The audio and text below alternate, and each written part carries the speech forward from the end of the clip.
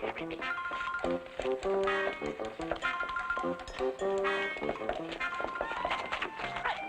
this on you, Worzel Gummidge. Oh, you does it, but I'll blame you. Oh, you're going to soon know about things when the Crowman hears about this. Don't expect me to stick up for you either. Well, don't expect me to stick up for you. I'm going to tell the Crowman who started this. You see about that. Yes, tell him all suck of nice just to say some stinking straw. Well, I'm going to tell him who started it. And that who was you. No, it wasn't. It was. No, it was not. It was not. I should have listened to the leaders of the county and never taken after you in the first place. Well, I used to listen to His Majesty the Crowman. He told me you'd get me into trouble, and now you have. Didn't you, your majesticness? And well, you didn't see. Why for are you looking at me like that, Mr. Crowman? Get your hat off, you ill-mannered heap of straw. Begging your pardon, your majesty, I forgot. What with me being scared out of me wits and that. What wits? You ain't got no wits. Yes, I has too. I got more wits than what you has. Haven't. Yes, I have. Haven't. Silence. Silence, sir. Yes, sir. Straight away, sir. Right away. All right. Who threw the first cake? Ah! 6 of one and half a dozen of the other. That's right, Mr. Crowman, sir. Yes. 6 jam sponges and half a dozen cream puffs. What I don't understand is how you got into the bishop's tea party in the first place. By accident, Your Honor. We was taking a little walk through the village, and we took a wrong turning. Through the bishop's French windows. Meanwhile, I've had Mr. Braithwaite on the phone asking where his scarecrow is and why 10 Acre Field is knee-deep in rooks. Oh, I can answer that, Your Magnificence. It's off to the sea. Worzel, what am I going to do with you? Chuck him on the bonfire, Your Honor. That's certainly what would happen to him if I sent him back to Scatterbrook at the moment. And as for you, Aunt Sally, you want to think yourself fortunate you're not back in Mr. Shepherd's trunk under lock and key. There's only one thing for it. You both have to stay here for a while with me where I can keep an eye on you. As you can guess, Mr. Crowman. Oh, I shall be honored to accept your invite. Stay with you, Your Elegance. Oh, we couldn't do that, sir. Now, I's too stupid and she's too barmy. That's as maybe. But it so happens I'm short of help at the moment. You two can be temporary cook and bottle washers. Oh, begging your grace's pardon, but I wasn't brought up to be a skivvy. No, you were brought up to be a coconut shy, but we'll have to make the best of it. And Sally, you can be my parlour maid. Very well, sir, if you say so, sir. I do say so. And you, Worzel, can be my valet. A varlet? Hey, hear that, Aunt Sally? Oh, Worzel's going to be a varlet. Hey, my, that is an honor, Your Honor. It's a varlet. Manservant, stupid. You'll find something to wear in the store by the kitchen. Run along, I'll ring for you when I want you. 1 ring for you, Aunt Sally, and 2 rings for you, Worzel. 2 rings? 1 ring and another ring.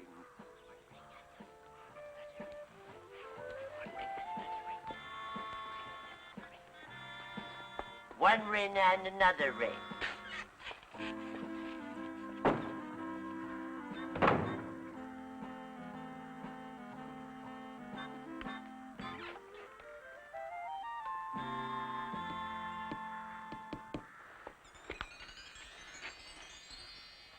My. That ain't the smartest unwritten form I've ever seen. Hey, there ain't a smarter unwritten form from here to front. What have we been sniveling for, Aunt Sally? Oh, come on, don't take on so, Aunt Sally. I didn't mean that my unwritten form was smarter nor your unwritten form. Hey, why, that there unwritten form is an unwritten form and enough, that there is. Yeah, that's an unwritten form for a party maid to be proud of. Well, what have I said now? Hey, you're going to believe me, Aunt Sally. I'm telling you. You're the bestest parlour maid this side of Funky Bottom. Don't call him your parlour maid! But he is a parlour maid, yeah. Oh, it's all right for you, Worzel Gummidge, being a varlet. All a varlet has to do is lay out his master's golden cufflinks and then sticking his nose in the air and saying dinner is served. It's a parlour maid who has to do all the slaving and skivvying. I know, because I happen to have been a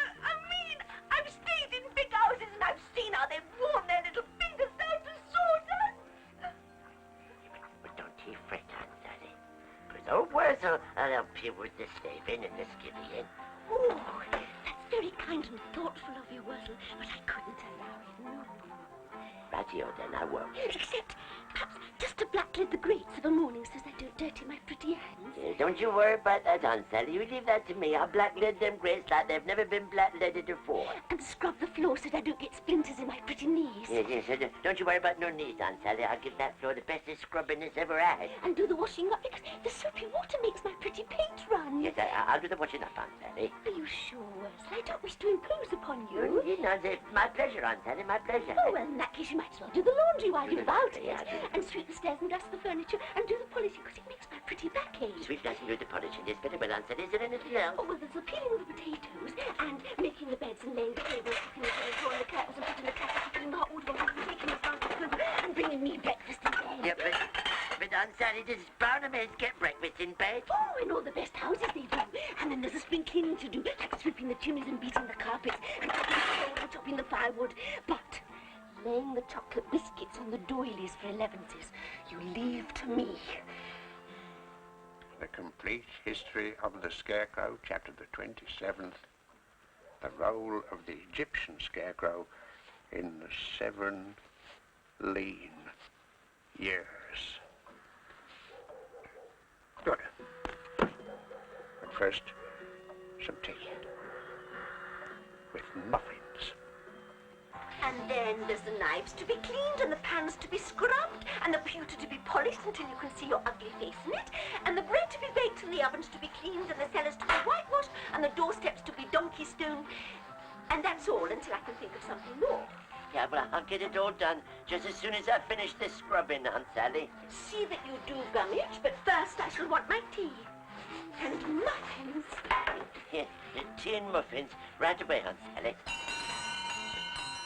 Yeah, but first off, I'd better see what His Imperiousness the Crowman wants. He don't want nothing. He asked particularly not to be disturbed. But he just ringed, Aunt Sally. One ring and another ring. That means he wants his varlet. Don't be more stupid than you can help, Gummidge. 1 ring and another ring is 3 rings, not 2. That means he wants his gardener. He probably wants a cauliflower for his tea. But meanwhile, get these muffins toasted and be quick. Yeah, be quicker nor a bucket full of dragonflies, Aunt Sally.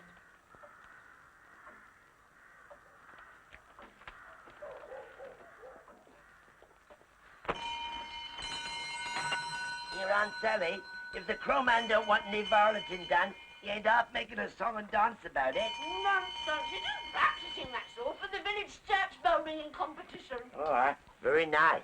And Worzel Gummidge, in that case, if those muffins fast enough, you're supposed to toast them fast so what I can eat them. I'm very sorry, Aunt Sally. Yeah, you can have one. I like a nice muffin. I didn't say this was good. I didn't know you could. Worzel Gummidge, what have you done with my muffins? Sister, he ate them. As for you, Aunt Sally, have you done a stroke of work since you came into this house? Oh, yes. I've just scrubbed the kitchen floor, sir.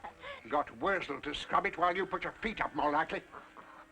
And look at the dust on this table. I could write my name in it. Oh, just fancy. He's clever, isn't he, Mr. Crowman? How about your business, both of you? I'm going to take Retta for her afternoon run.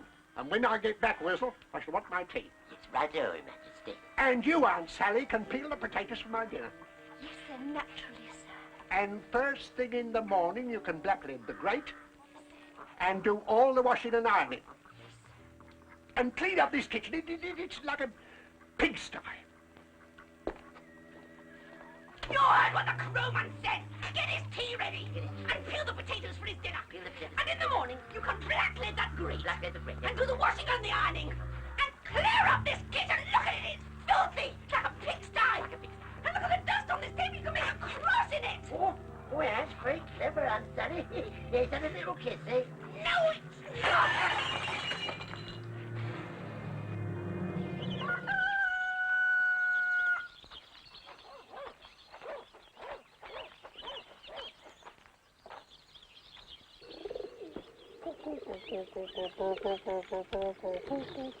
Good morning.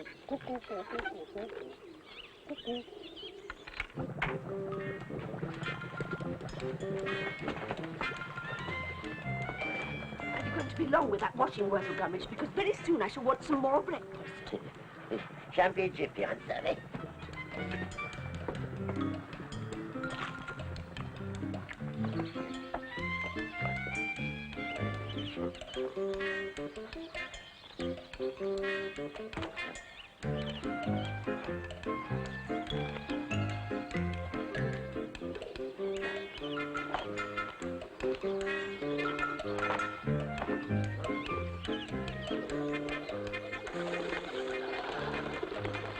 Worzel Gummidge!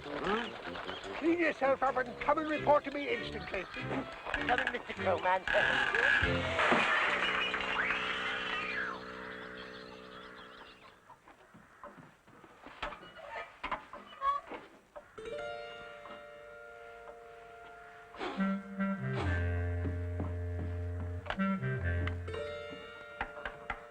Come in, Worzel.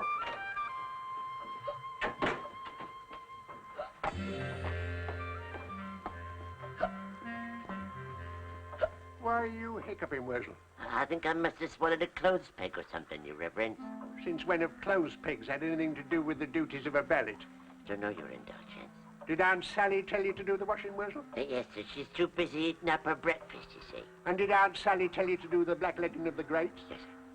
If Aunt Sally told you to jump in the river, you'd do it, wouldn't you? Oh, she has done, Mr. Crowman, sir, many times.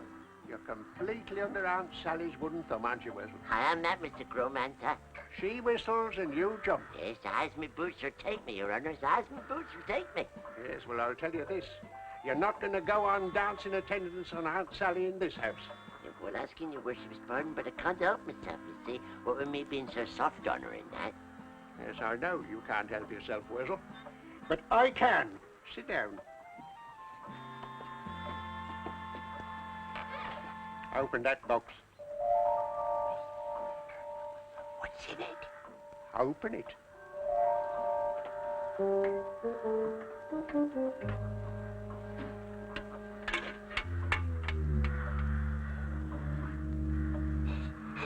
It's a new head, isn't it? It's a disobedient head. Oh, does that do? Disobedient. It is disobedient. When you're wearing this head, Worzel, Aunt Sally'll no longer be able to twist you round a little finger. Oh, but I like Sir twisting me round a little finger, Mr. Crowman, sir. It makes me all squiggly inside, like rats was gnawing at my stomach or something. What you like and what you don't like doesn't enter into it. What concerns me is that when Aunt Sally gives you orders in future, you'll be able to put her squarely in her place. Show her who's master. Now, take this head into the kitchen and put it on.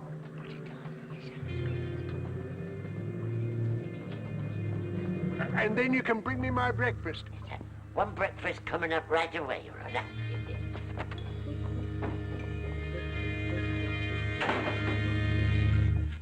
Where have you been, Gummidge? Do you realize how to make my own toast? Yeah, well, I was summoned by Mr. Crowman.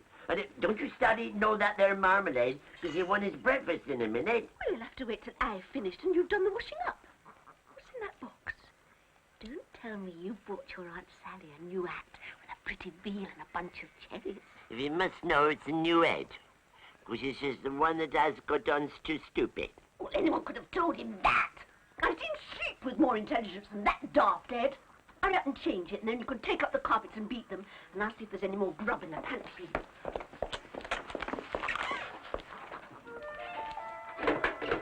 After that, you can make the beds and clean the windows.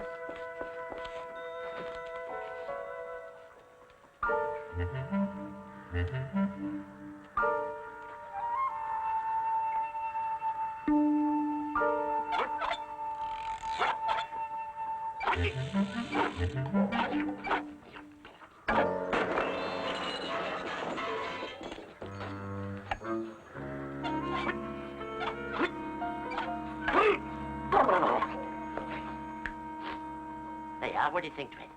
Well, might be an improvement if you took that stupid sneer off your face.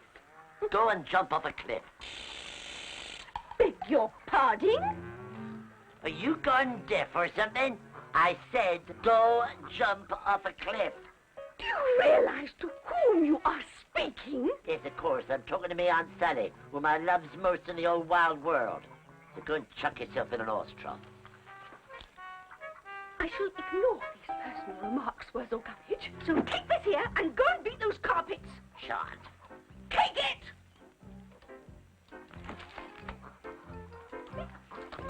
Ow! You struck me. That's right. And I'll give you another one in a minute if you goes on telling me what to do. I ain't beating those carpets. If you want them beaten, you can beat them for yourself. Because I ain't doing it, so there. Do as you are told. I won't. I order you. I don't care if you order me till the cows have blue faces. I ain't doing it. Even to please me? You do want to please me, Worzel, don't you? Of course I does, Aunt Sally. So I'll tell you what I'll do for you. What, Worzel? See that mangle over there?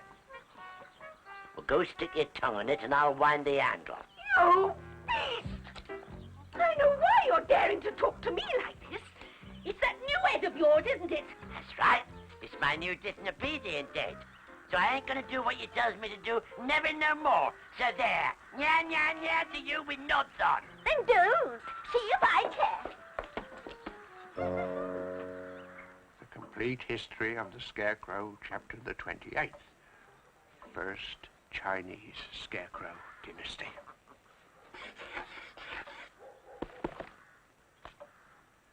Where is that Worzel with my breakfast? I could eat a horse.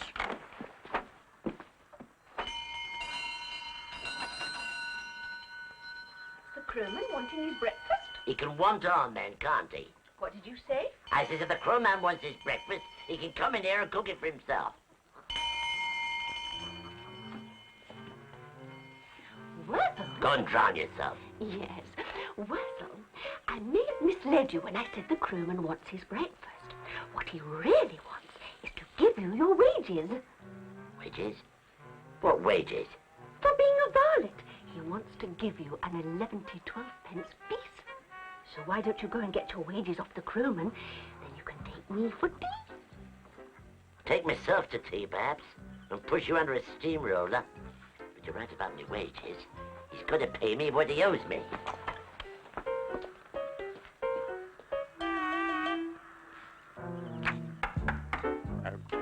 Enter! Must you clack around like a shy horse, Worzel? Put the breakfast tray down over there. Stick your head in a bucket of pig swill.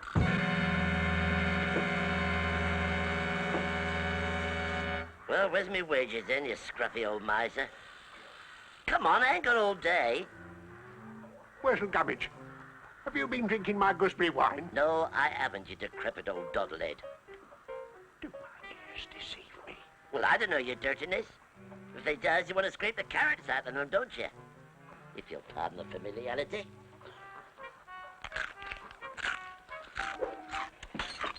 Worzel, you know what happens to scarecrows who disobey me? Hey, of course I does, you bullying old bag of wind. They get chucked on the Bonfire. Did Aunt Sally put you up to this, Worzel? Ask no questions and you get no lies told. No, even she wouldn't dare. Then why are you doing your best to get yourself thrown on the bonfire? I can't help myself, you stupid old goat. Can't help yourself? Can't help yourself. Of course, you're wearing the disobedient head. Well, what if I am, clever Dick? But I am the crowman. Your disobedient head isn't supposed to disobey me. Tell me, what have I done? Must check up on this. Now, where are we? Here we are. Dancing head, debating head, dreaming head, disobedient head. To make a disobedient head, follow the instructions for making an obedient head, but in reverse order. And so on and so on and so on. Caution. Care must be taken to instruct the head precisely whom it is to disobey. Otherwise, it will disobey all and sundry, including its creator. Now, where on earth did I come to forget that? Because you're going to soften the head yourself, you silly old twit. Well, make yourself another one out of this rotten old turnip. It ain't me speaking, Mr. Crowman, your holiness. It ain't me saying these terrible things. It's this disobedient dead, your majesty. Yes, yes, Worzel. I know that. It was my fault entirely. Nevertheless, what has been done must be undone. Up you get. Shot. Very well, Worzel. Remain sitting. I ain't remain sitting. I standing up. Nya, you. Follow me. A shot. I understand, Worzel. Stay where you are. I'll do exactly as I please. As long as it leads us to your old ordinary, I don't mind. Worzel, stand there. Or rather, keep on walking. Shot. Why should I, stupid old fossil? Oh, Yes, you may well look horrified, Aunt Sally. I'm shocked and mortified, Mr. Crowman. If you're going to chuck him on the bonfire for talking like that. Painted mahogany makes good firewood too, Aunt Sally. Now, let's get this nonsense over with. Where is it? Where's what, sir? Worzel's head. Ah! He's even more barmy than you are, Aunt Sally. Oi!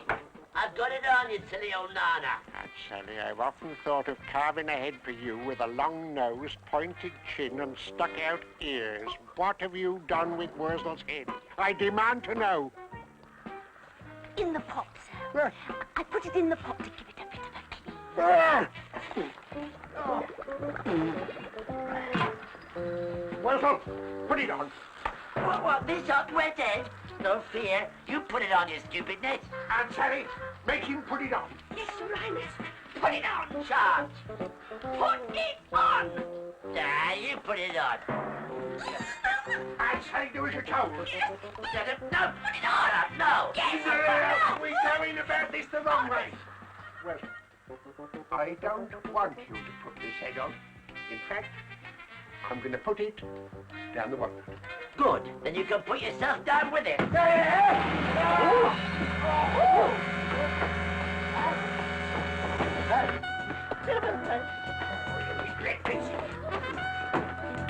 Worzel Gummidge, come back! I command you! I made you, and I can take it to pieces again. I can tear you limb from limb. I can set fire to you. I've got the match. Worzel Gummidge, I will do such things. What they are, I don't know yet, but they will be terrible. Operate on your feet. Please, Mr. Crowman, sir. It's me, your obedient Worzel, not your disobedient one. Shut up, let's get it over with. Mr. Crowman, Shut up. when it works, I like the bonfire, sir. Bonfire? Gracious me. What am I doing? You're getting rid of our Worzel, that's what you're doing. And it weren't my fault. No, Worzel, of course it wasn't. It was you what gave me this disobedient dead. It was you what done it. I know, Worzel, and I'm sorry. I apologize. Shall we?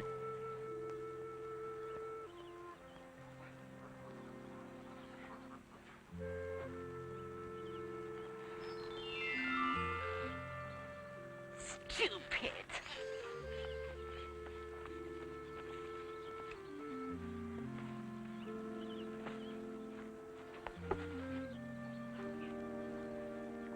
Cup of tea. And a slice of cake.